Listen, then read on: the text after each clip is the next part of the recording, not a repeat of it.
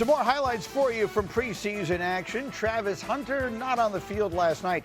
Banged up a little bit for the Jaguars as they visit the Saints, but Trevor Lawrence was playing, and you want to watch him carefully. And Dan, here's a little sloppy moment in the red zone. Sloppy, disappointing. You're taught from a very early age at that position, and I know it's the preseason, but if you go down at the handoffs situation, don't try and force it. We'll figure out, especially when you're in field goal range, another option. That being said, I think Trevor Lawrence has got probably the second most amount of pressure at the quarterback position in the NFL this year behind Caleb Williams. He looked really good.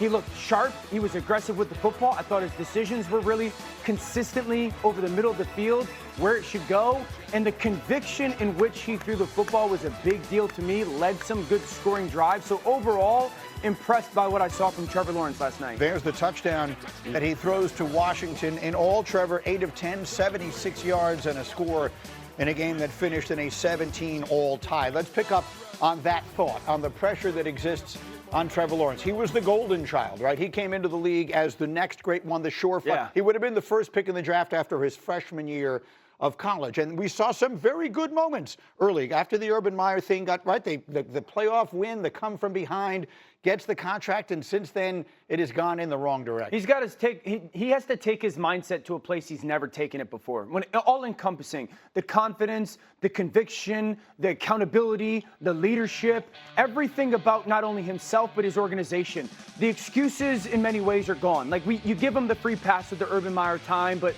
then Doug Peterson takes him to a new level, and then there's regression. Now Liam Cohen goes there. Every guy he's worked with has gotten better. Brian Thomas Jr. is a star. They've given an ample amount of talent around. It is put up or time for Trevor Lawrence. Did we not just have this conversation about what the Bears were trying to do for Caleb Williams when they hired Ben Johnson? Sure.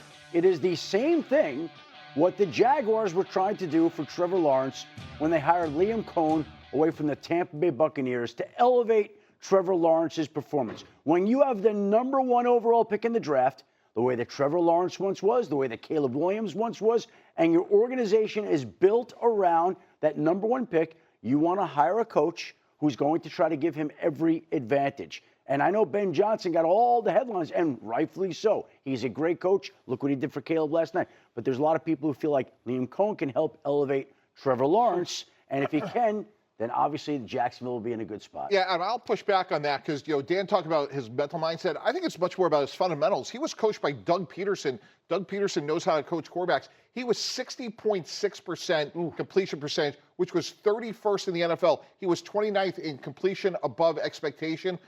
That's not good enough for somebody that's that good. And Doug Peterson is a fundamental-based quarterback. So to me, this is about his fundamentals more than anything. I know he was hurt last year. I think he's got a little bit of a free pass. I know he has guaranteed money next year, Greeny, but to me, it's getting late early. And if I'm Liam Cohen and their new general manager, I'm thinking about drafting a quarterback if we don't see meaningful improvement this year. They don't have their one. They traded for Travis Hunter. Yeah. I think this is a 2-year window for Trevor Lawrence and Liam Cohen. I really do because of that. Make or break season, there's no doubt about it. Is it fair that playing quarterback in the league is not fair? It is fair. What I'm saying is there's been a little bit of a roller coaster ride when it comes to his experience, right? There just has. Maybe the amount of talent, the organizational structure, they've gone all in with him. I know they move up to get Travis Hunter because he's a unicorn. It's also like because he can allow Trevor to play at a really high level. And so we often talk about what's expected.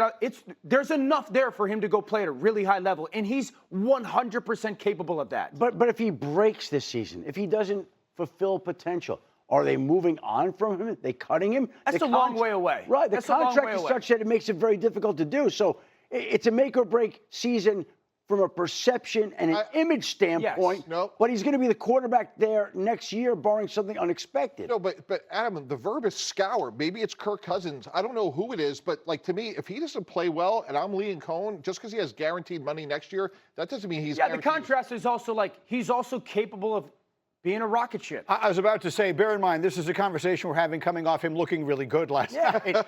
And I think he's too good to be this bad. He's going to wind up having a good year, if you ask me. The next stop is Cleveland, where they've got all kinds of quarterback questions. They played in Philadelphia. Last week, the world was talking all about one of their rookie quarterbacks, Shedeur Sanders. This week, They gave it to their third-round rookie, Dillon Gabriel. It was a mixed bag. He was 13 of 18, turned it over twice, a pair of sacks. Overall, it felt like the reaction to Shedeur Sanders was overwhelming. He's just much more famous than Dillon Gabriel, even though Gabriel was drafted ahead of him. Dan, when you watched Dillon Gabriel play the other night, how did it compare to what we had seen from Shedeur the week before? I thought tape-wise it was better than Shedeur's. Tape-wise, it looked very similar to Tua Tagovailoa. The efficiency in how he moved, the ball placement that he has, the understanding of how quickly he was operating was a big deal to me. Going underneath center and running some of their play-action game, because it's not necessarily something he's done a lot in his past. For me, that was the big thing. And also, the ball placement was elite versus some tight coverage. His connection with Jamari Thrash, who, by the way, should be a starter for the Cleveland Browns, but throwing it away from defenders was elite. Shedeur's tape last week was really, really, really good, really impressive.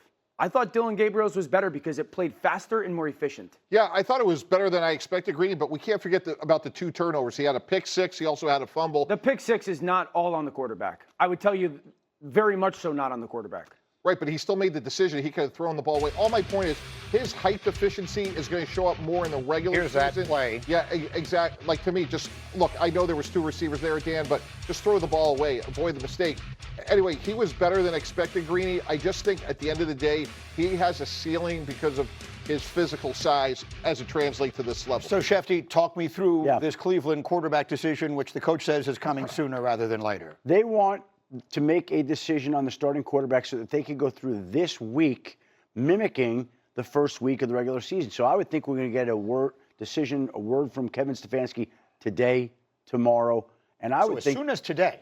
As soon as today. Yeah. And I would think it would be a major upset if Joe Flacco were not the starting quarterback. That's been the expectation all along. He's the veteran. And I know we keep talking, rightfully so, about Dillon Gabriel and Shedeur Sanders and the quarterback room in Cleveland. But I think the narrative and the conversation changes once Kevin Stefanski names his starting quarterback, and I think we presume it to be Joe Flacco at this point in time. So if and when he comes out and says today or tomorrow, Joe Flacco is going to be our week 1 starting quarterback, we lose some topics for this show. Yeah. But the Browns have a quarterback going forward to build around this. No. But the other topic then becomes, what do they do? They're going to keep 4 quarterbacks on the roster? I believe in the end that the Cleveland Browns will keep 4 quarterbacks because quarterbacks are currency. Look, they're not getting rid of Dillon Gabriel or Shedeur Sanders. Right. They're keeping Joe Flacco, and I expect them to keep Kenny Pickett because they'll have value to other teams around the league. All right, I'm up against the clock. I'm coming back with much, much more. We'll get back to that one, but then there's Jackson Dart, another bullseye. Are the Giants better off starting him right now? Dan will show you exactly why Russell needs to be looking over his shoulder. Next.